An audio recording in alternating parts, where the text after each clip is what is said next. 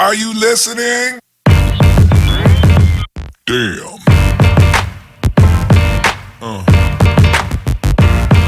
Yeah. Welcome everybody to another episode of Boss Talks. I am Christine Drummond and I have my co-host here, Joel Lord, and we are so excited to be bringing you an incredible topic today, all about non-negotiables.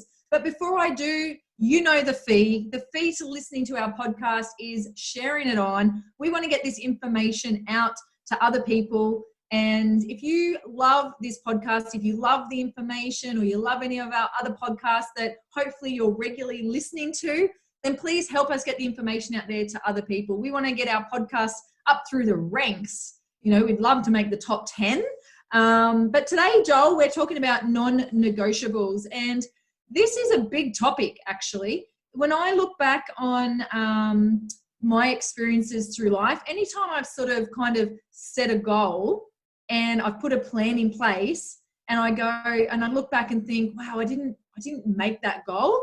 It's because I've broken the non-negotiables. I've broken the promises to myself. So I think it's important that our listeners, you know, really have some non-negotiables in different aspects of your life. Okay, so whether you're in business for yourself, whether you've got non-negotiables in regards to your fitness, in regards to your nutrition, and we've spoken about the 75 hard multiple times on our podcast.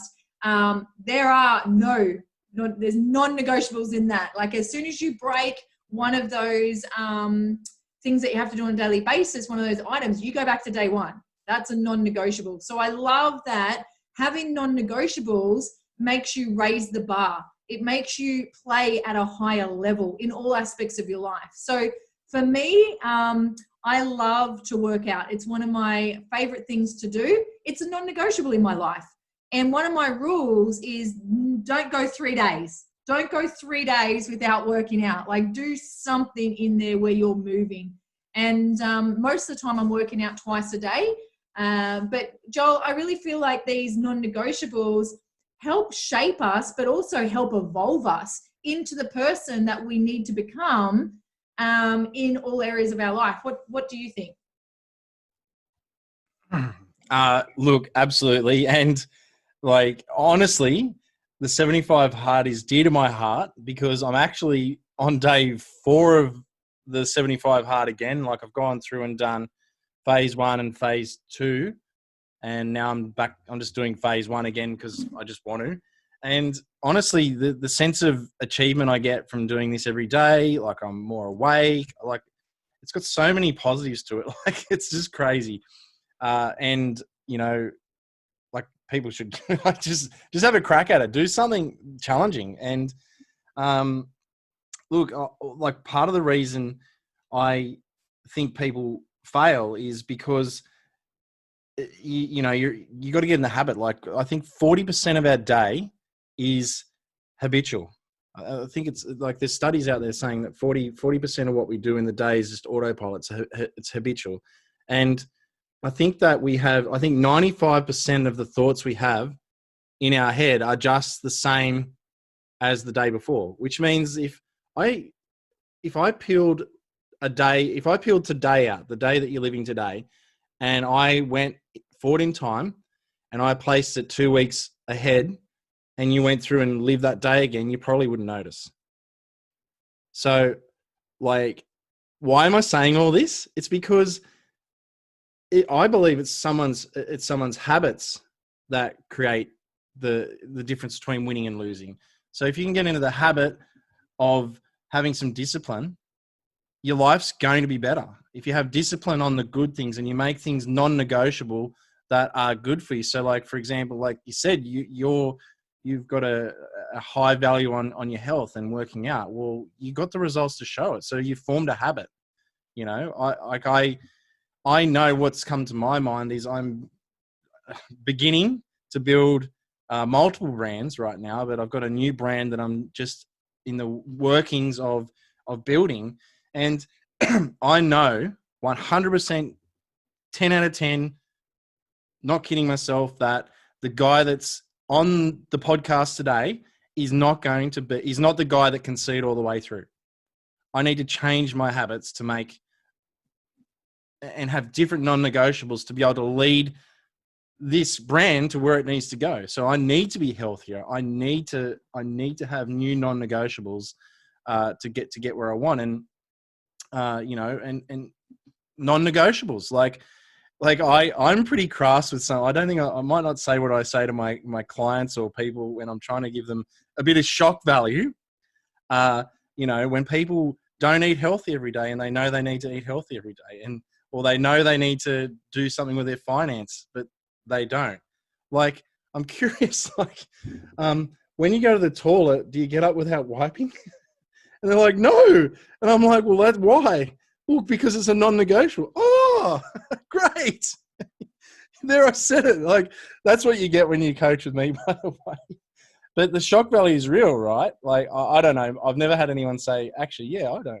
I just get up and go. But, that's it's a non-negotiable, right? It's a non-negotiable that you look after your kids for most people. It is for me. It's a non-negotiable that I have a certain amount of money in the bank, or a certain amount of, like living a certain way with my kids, living a certain way with my wife, the way I treat her, so a roundabout way, your habits is what is going to create your non-negotiables, and you create habits. So your habits come from non-negotiables, and it's your habits that create the quality of your life. So what habits you got? So I don't know, Christine, that was a big roundabout tirade, but it's what's been in my mind lately. So you watch this space. I love what you just said, because it is the habits that create the quality of your life. And like, I know when I've been in a funk, when I've been eating really poorly, my quality of life declined very quickly, And I really think, like, let's talk about health for a minute. Like, I really think that people have forgotten how good healthy feels, where we've just disconnected from what, like, being in the present moment, even consciously eating. We're shoving food in on the run all the time. We're making bad choices. We're trying to self-stimulate. We're trying to numb ourselves with things like alcohol and stuff like that. And for me, you've got to have those non-negotiables in there, every day. And it's going to hold you more accountable. And the number one person that you should be keeping your promises to is yourself. No one's coming along to save you. If you've got health goals, for instance, no one else is going to lift those weights for you. No one else is going to prepare that meal for you. You've got to put your big girl pants on or your big boy pants on and make it a non-negotiable. Make it a priority in your life. I see so many people out there, because obviously I'm in the health and fitness industry and I've been in it for over 10 years now. And people get distracted. They get distracted with things that, like, meaningless things. And for me, health is a non-negotiable for me, because I know how it makes me feel. I know how I perform when I'm feeling healthy. I know the influence that I have on others, including the two little ones that are looking up to me all the time for guidance. I want to give you an example. Today, Joel, I was at a girlfriend's house, and simply by me doing the 75 hard and going for a walk with her one day, and she's like, righto, I'm going to do it on Monday. And she started, and she did the 75 hard as well. But during her journey of her doing the 75 hard, and all her siblings, she's got 3 brothers, all 3 brothers did it as well. And then today there was another friend at the house as well, and she's like, fine, I'm going to do it Monday. I'm starting Monday. And then we were on a phone call to her friend, and then we've just pulled her other friend in to do it as well. So your actions actually have ripple effects on the people around you. They're looking for someone to take the lead, to show them the way, to show them what's possible. And you could be that person. You could be that positive influence, the light in someone's life where they go, okay, if she's doing it, I'm going to do it. If she can do it, then I can do it. Sometimes that's all people need. They just need to be shown what's possible. So I really encourage you, if you're listening to this podcast today, where can you show up differently in life? Where can you show up giving it your all? Like just having a crack, whether it's your health, whether it's in parenting, whether it's in business, or showing up differently at work, in the workplace. Where can you show up and set a different example that will have that ripple effect on other people? And when you start making these non-negotiables part of your life, it becomes easier. They just slot in. As Joel said, they become habits, and then the whole quality of your life is changed. So I don't know, Joel, but I would love to hear from you. What are some non-negotiables that have served you really well in the business realm? Let's talk about business now. We spoke about health, but what about in business? I know that you're really disciplined when it comes to business, but what are some non-negotiables that you can share with the listeners in that area? Wow. Well, first of all, showing up every day. So what you're going to find is one day you're going to start a business, and most people start businesses and they think it's going to be glamorous. And I haven't found my glamorous way to be in business yet. So like when we were in the supermarket game, we didn't get the choice to not open the doors. If we didn't open the doors, we didn't get sales, and if we didn't get sales, it all came apart. And we show, just show up every day. Literally, I can't even think anything else. And that means, there was never a time I could drop the ball and not pay the staff, because, as much as people think their passion isn't most likely not working on a register at a supermarket. You know what I mean? There's times like when I've moved into my coaching business that, I'm not feeling freaking amazing. I'm not feeling very inspiring. I'm not feeling very, I could be feeling flat, but you've got to find that other gear. So, I guess honestly, showing up is the number one difference between success and failure in my book when it comes to business. And another one is taking the advice of other people and going into my common sense corner and making my own decision. So it's my mistake, and that really comes down to taking 100% responsibility for where you're at. So that's a non-negotiable either. I refuse to blame someone else. Like, I was speaking to a friend of mine in business recently, and where his success came was when he stopped pointing the finger. He's had some ups and downs in business, and when he has a down, he says, well, he's 100% at fault as the CEO. So taking 100% responsibility for that. And then I guess the other thing that has been a non-negotiable for me, especially more recently, is I ask really great questions. So when a non-negotiable for me would be, if I can't take my kids and my family along for the journey with me, I'm not doing it. There's so many entrepreneurs out there and business owners that, they don't know when their own kids' birthdays are. They don't know, they wonder why they got all this money and why their wife and them have grown apart. There's ice between them. So it's a non-negotiable for me. I'm not willing to lose that for money or lose that for a business. There's a time and a place. People go the other way and they use it as an excuse. But yeah, I guess another non-negotiable is I always believe there's a way. I don't think I'm ever down and out until I'm dead on the side of the road. It's either I'm at the top or I'm, I don't quit. I just don't quit. And that's not always been a good thing for me, but I guess here I am. So they're the non-negotiables for me in business. Yeah. What about you? Yeah, I love that. And it's everything that you said just makes so much sense in business. And I think a lot of people out there, they do get into business because they want to be their own boss. They want the freedom. They want the choices, the flexibility. But when they get in there, it's a different story, you know. And so I think, you know, having like a non-negotiable around business and where you want to take it, and then implementing the actions and the plan in place to be able to achieve that, it's going to bring the freedom and the flexibility and everything of why you went in. But for a few years, it's going to be hard. It's going to be tough. But definitely having those empowering habits incorporated into your day. You know, it could be as easy as, you know, getting 3 critical tasks done first thing in the morning, you know, before you open the shop doors, or before 10 a.m. or something like that. For me, a non-negotiable, which is, you know, it goes across all areas of my life, is always seeing the positive.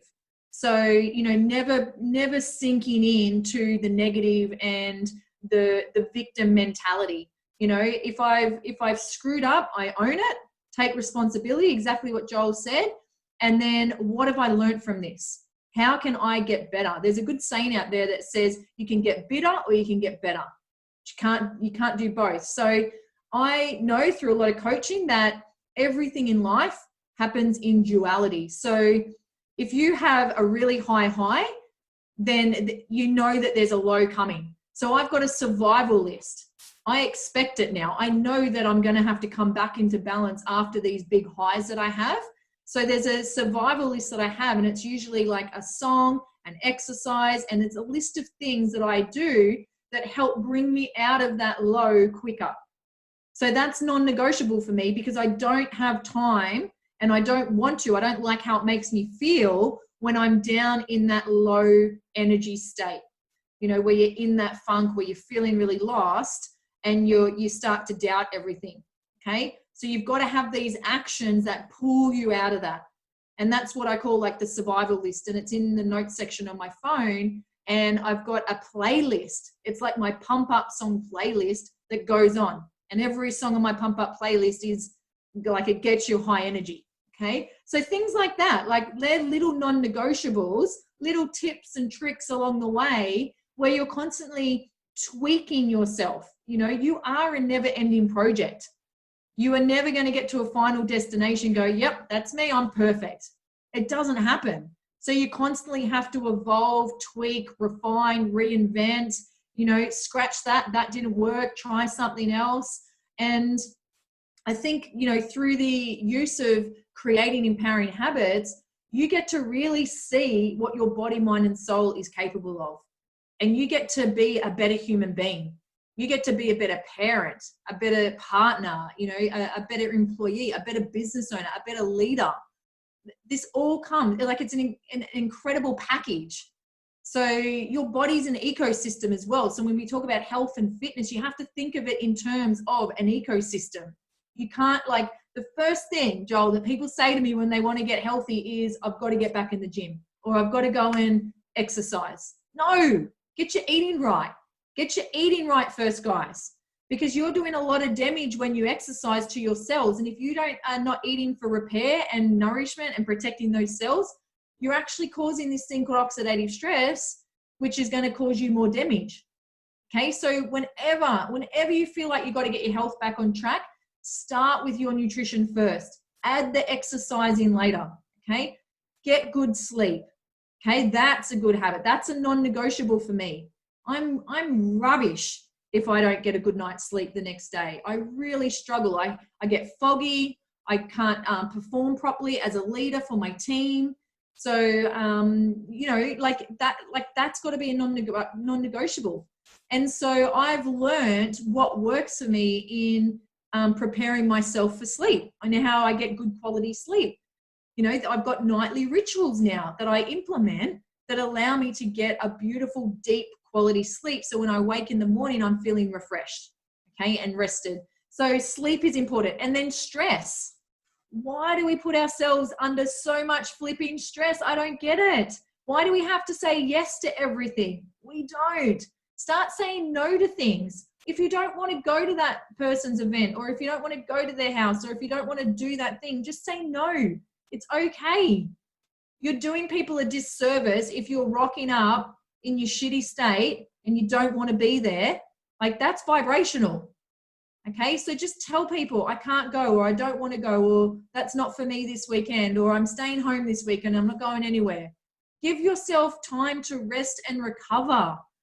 Okay, so say no. Start getting rid of stuff, clutter out of your life, and stop giving everybody else a piece of yourself and then leaving nothing left for you. Okay, we see mums do this a lot.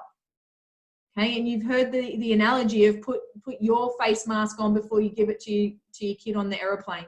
Well, it's the same in life. Fill your cup first, like self-love first, before you can hand it out to everybody else. So that, to me, Joel, is another big non-negotiable for me, is making sure I'm working on myself first, so that I'm turning up every day in a state of love and compassion and bliss and productivity. And I want to feel more empowering emotions than disempowering ones. I don't know about anyone else that's listening to this, but I want to live more in a state of blissfulness rather than chaos and destruction.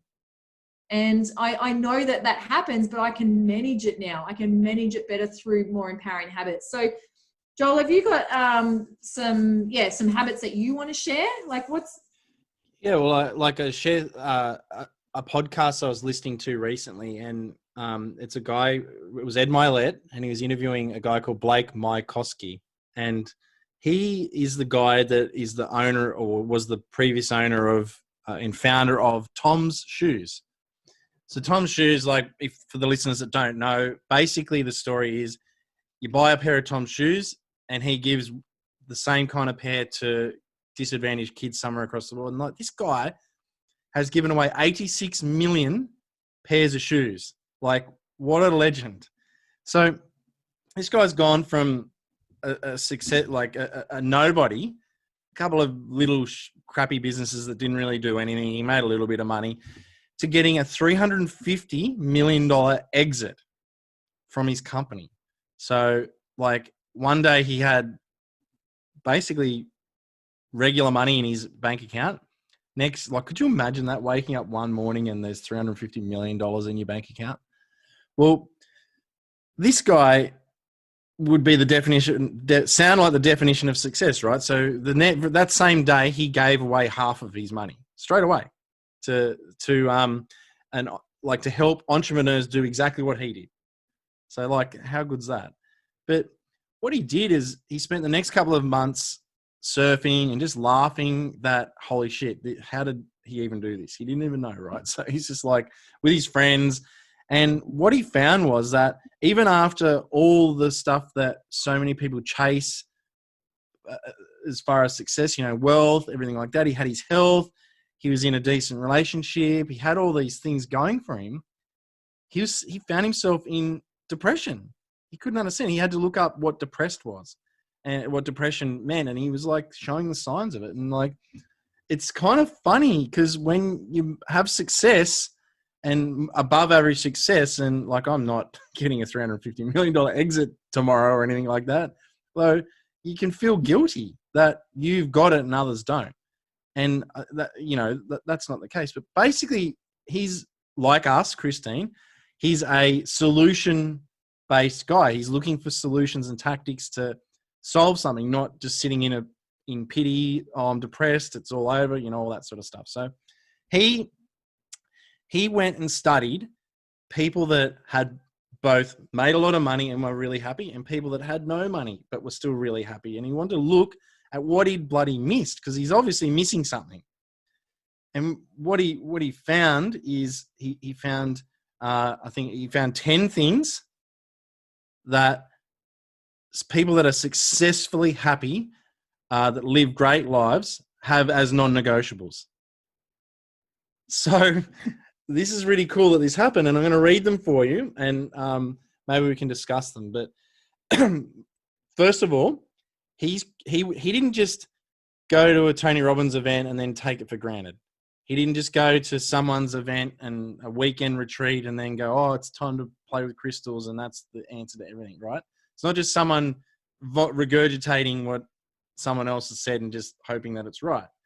He actually went and identified these things, and then he went and found the number one scientists and researchers on the planet to come and Show him why this is working. So he's got the why. So this is like, and here's the funniest thing. If he actually built a program out of this, and it's the only part that's digital is signing up to the program. He said, first of all, if you are doing anything online where you've got to get online and you look at your phone, he goes, you're already being distracted and you've given your power away, because there's going to be a text message. There's going to be something that comes through while you're watching it. So he's made it all analog. So here's what he reckons is the secret to happiness and fulfillment. He said, the first one is hydration. He goes, even if you are 1% dehydrated, you could have up to 20 to 30% lower performance. Like, can you get your head around that? If you are 1% dehydrated, he says, and 95% of the planet is dehydrated. He said, so like, hey, that made me feel really great that I'm drinking 4 liters of water a day. And I drink a lot of water anyway, but I'm back on the 75 hard, so I know I'm drinking water. So there's hydration. Breathing. You got to breathe into your stomach. Most people are chest breathers, and chest breathing has you in your flight or fight state 24 hours a day. If you are not breathing into your stomach, you are in your flight or fight. So that is really scary, because Christine can share about, like we've shared in many things, that's your cortisol and all the nasty free radicals coming into your body because you're under stress. Connection is another one. You got to have proper connection with people, and that doesn't necessarily mean it means proper connection to be connected to the spiritual side, like connected to people, and not just the way we're going. Like these successful people aren't frightened to put their phone down. Another one is nature. Are you getting out in nature? Like, do you even know when was the last time you touched the grass with your feet, or listen to the birds, or even notice that stuff? Gratitude's another big one. And what I really loved about this, Christine, is when he was explaining it, he explained it in the way that you do at our events. He said, like, a lot of people don't, especially he singled out men. Men are really can find it challenging to literally look someone in the eyes and say, be open and honest about why someone else means so much to them. And, like, I know that's challenging for me to even say that about my family, in my extended family, not like my kids know and Vicky knows and that, but like outside of that, like it's like I do get a bit of pull back. And another one that made me think about how you say it is like, most people don't look back at things that might seemingly be tragic in their life, and they think it's like the worst thing on the planet, the worst thing that could have ever happened, but they don't think.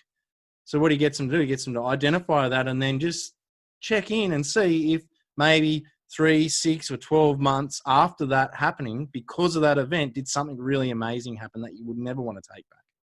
So I know that you do that at our events, and that's a big thing. Rest. Most people don't sleep properly. So he says, like, at least an hour and a half before bed, turn the TV off. Don't have your phone on, and what that actually does is you probably will more likely, if Netflix isn't an option, you're probably going to read a book and be smarter because of it. Fuel. He's very big on fuel, and he's got the science behind fuel, which, Christine, we've had many podcasts about. Clarity. Like, are you clear on, do you have like clarity on, your life? Like, do you have clarity on what you're going for? And that moves into vision. Do you have a vision in your life? I know one thing is, when you hit a goal and then you're sitting there and you're like, well, I've made it, now what? So it's like, how do you continue the journey? I know from what I've studied, successful people, like the high performers, they're never satisfied. They're grateful. They find fulfillment in the achieving of goals, but they're never satisfied. So you got to keep growing. Like the oak tree doesn't stop growing just because it's like 5 meters tall. It keeps going, And then the final one, which, Christine, you're going to love, is movement. Are you moving your body? And are you doing it in a way that's scientifically proven to be right? And are you doing this as a combination? And are you and this comes all the way back. So he does this over 10 months. and he only allows you to go for one at a time. Create a new habit at a time, because if you're trying to do any more than one, you won't do it. And he says that's why all these other programs don't work. He's like, your brain won't focus on, if it's focusing on more than one thing, you're never going to create a new habit. So that's really helped me, because I'm like, well, I've got a lot of stuff I've got to do. So rather than trying to do everything at once and pile it into the next 3 months and have this big dramatic, like before and after, and this big transformation, like do one thing. And then once I've got that nailed, let's do the next thing. And then once I've got that nailed, so like we got time. So I don't know, Christine, did they sound all right? Like, and are you keen to watch that podcast now? Yes, absolutely. It's like a recipe for success for your life. It's the recipe to life. I love that. And I've been to Tony Robbins events. I've had a lot of mentors in my life as well, and they all talk the same language. It's not just one area of your life. It's all those things. It's that ecosystem that we talk about, you know. For me, I love the clarity and the vision one, because, you know, I've toured a lot around Australia.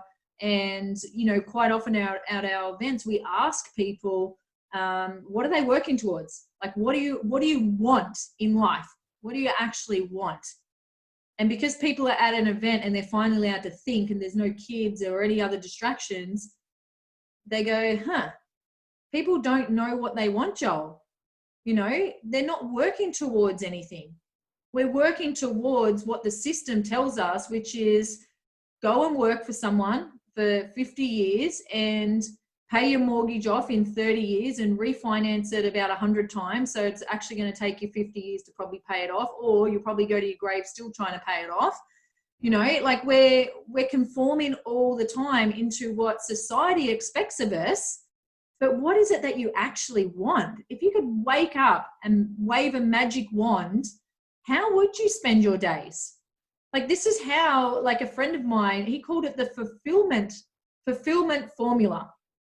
You know, it's not happiness that we should be chasing. It's fulfillment, guys. What's going to make you feel fulfilled, loved, connected? You know, I love the one where he said connection, spiritually, mentally, emotionally, physically connected. You know, one of my good friends, and I think I've spoken about this on another podcast, she makes sure that no one leaves her presence without feeling loved. And she's very open. She loves saying to people, I love you, before they walk away or before they jump off the call, or, you know, and I think that's beautiful. It's such a beautiful trait, because how many people are hearing that out there every day? And we're living in a time right now where we are so connected online, but we are so disconnected as a race. And we're already seeing detrimental effects all around the globe because of it. There's a divide happening out there. People are disconnected, and there's so much negativity and cynicism and people hating on each other. And all I see, I feel sorry for people like that are playing at that level, because it's so much easier for people to project pain on someone else than for them to deal with their own pain. So when I see people hating on others or being negative towards other people, bullying, all I see is pain for that person. They're obviously having a hard time in life and they can't deal with it. They don't know how to cope with their own pain, so they project it onto other people. So like I absolutely love this, Joel, and I've taken a lot of notes, because I'm like, you know what, more people need to know this. You know, even about the breathing, Joel. If you're just breathing through your chest, your lungs are actually, the carbon dioxide is just building up. You're not getting rid of it. So you've got to kind of do that deep breathing. That's why breathing exercises and your Wim Hofs and all that kind of stuff is really good for that.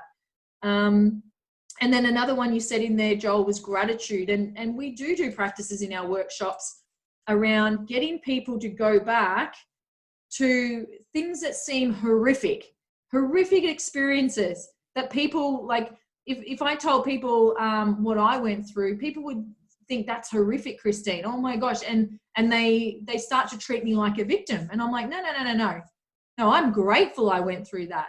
Like, I'm a better person, a better human being. I'm I'm now kinder, more compassionate, more empathetic. I'm a better mum because of it.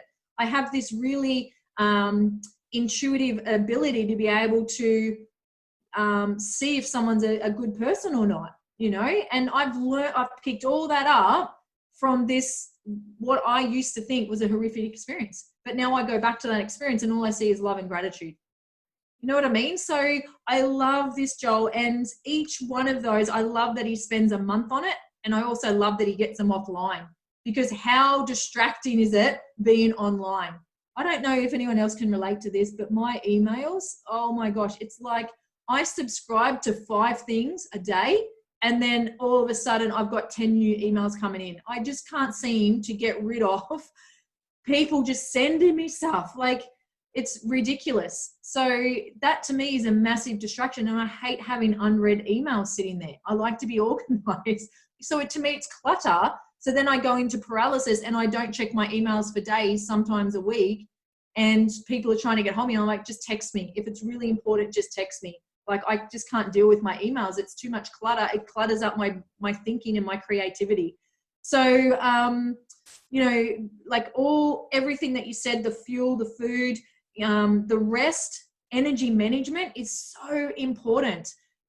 Especially if you're a CEO or in a managerial role, or you have your own business, the need for you to manage your energy input as well as your energy output is crucial. It's crucial to your stress levels. It's crucial to that feeling of fulfillment, and feeling, you know, more blissful and calm and at peace with things. You know, I've got an energy management coach that coaches me through it, and we've been able to implement some really empowering habits into my day that allow me to refuel and reconnect and recenter myself throughout the day. So all the energy, you know, just doing this podcast alone, we're putting a lot of energy out there. So now after this podcast, I'm going to have to go and do like a deep breathing or a meditation or something, or switch off so I can put the energy back in. So I just don't think enough people are thinking in terms of this, but these are non-negotiables for Joel and I. We think like this all the time. You know, when Joel and I do our workshops, we do a little bit of a debrief straight after the workshop, and then we take a day or 2 off. We've got to rest and recover, because we're giving those people our all. We're giving them our best. We're giving them so much value and energy and time, and that takes its toll on you. And I don't know how people go back to back to back to back events, or back to back to back to back to calls, but you've got it. Like, that's just, to me, asking for burnout. So I love that, Joel, and I love that you brought that guy up. And how cool is it that he gave away that many shoes? Like, he had that idea, and you know, we're in a health company that does something similar. You know, we get to improve the health, and we've given free fruits and veggies away to over 1 million children around the globe. Like, and they're getting a minimum of 20 fruits and veggies in their system every day. Like, that's, to me, I was just like, wow. Like, when you were sharing his story, I'm like, well, we're kind of in the same thing with our company, which is really cool. So I don't know, Joel, like, do you have anything that you want to sort of close out with? The final thing I'd like to just point out is like, just a couple of points I made here is like, it's funny, you were speaking about go for fulfillment and purpose over happiness, is what I've written here. And I had that written before you even said it. So it was one of the points I was going to make, but it's so true, because we just think like so many people, when you ask them, what's happiness? When was the last time you felt happy? They think it's sitting on the beach, drinking a beer, or that time they kicked that goal. It's like when you got that elation, they think they're mistaking that elation for happiness. And it's just a recipe for disaster, because what's happening all the rest of the time? You know, it's not even possible for you to be feeling like that all the time. And that's not happiness. That's just elation. That's something else. That's like that's the high that you get from the dopamine hit that you get from achieving a goal. So it's the science of achievement. You got to have the art of fulfillment as well. So if you're not feeling, if you're fulfilled and you're on purpose, and you realize that there's going to be ups and downs, and like what we said before, like if you can focus on that, bad shit's going to happen and that is going to follow up with good shit. So is the bad shit actually bad? Well, it is in the moment, but it's going to lead to something great. Well, now you're learning how to be fulfilled, and that's a huge thing. And I guess the final thing, which is a tweetable and repeatable thing, but most things are caught, not taught. So would you be happy with for your kids and the people that are in your family that you influence catching, because they're going to catch it, catching the rituals and the non-negotiables that you have right now? Would you be happy with the way that you take care of your health? Would you be happy the way you take care of your wealth? Would you be happy with them learning how to treat their partner the same way as you treat your partner? Would you be happy with that? Because they're going to do that. So just remember, most things are caught, not taught. And if you are interested in listening to the inspiration for what I've said today, it's actually Ed Milet's podcast. It's called Max Out. And it's the title of the podcast is The Business of Changing Lives with Blake Mykoski. If you just Google that, you're going to find it. It's tremendous. In fact, he does another one after it with a girl that was the first Nike ambassador, I think. And that's well worth listening to as well. Because, I don't know, inspiration, hey? So that's it, Christine. Caught, not taught. I love that. It's awesome. And it's like that old saying as well, that success without fulfillment is failure. We know a lot of successful people, and they get to, like you were saying about that guy, they're not happy at the end of the day. They've had all this success and they're like, why aren't I feeling happy? I got what I wanted, but it's because they're lacking that fulfillment and they weren't coming from those places, that place of gratitude. So I absolutely loved this topic today, Joel. I think it's food for thought for people.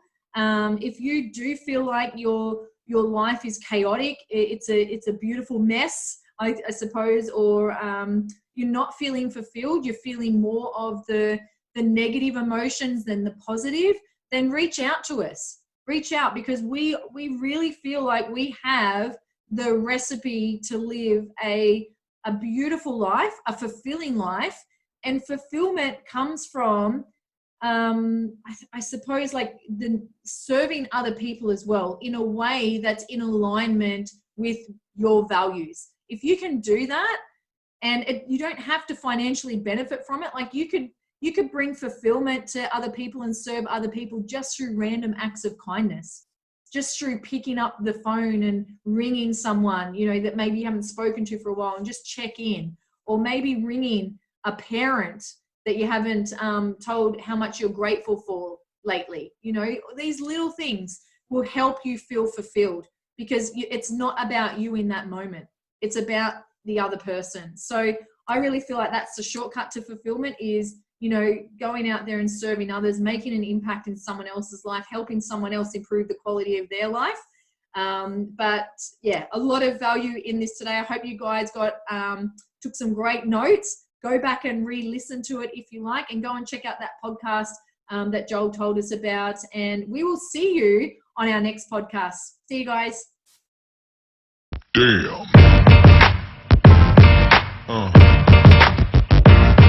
Yeah.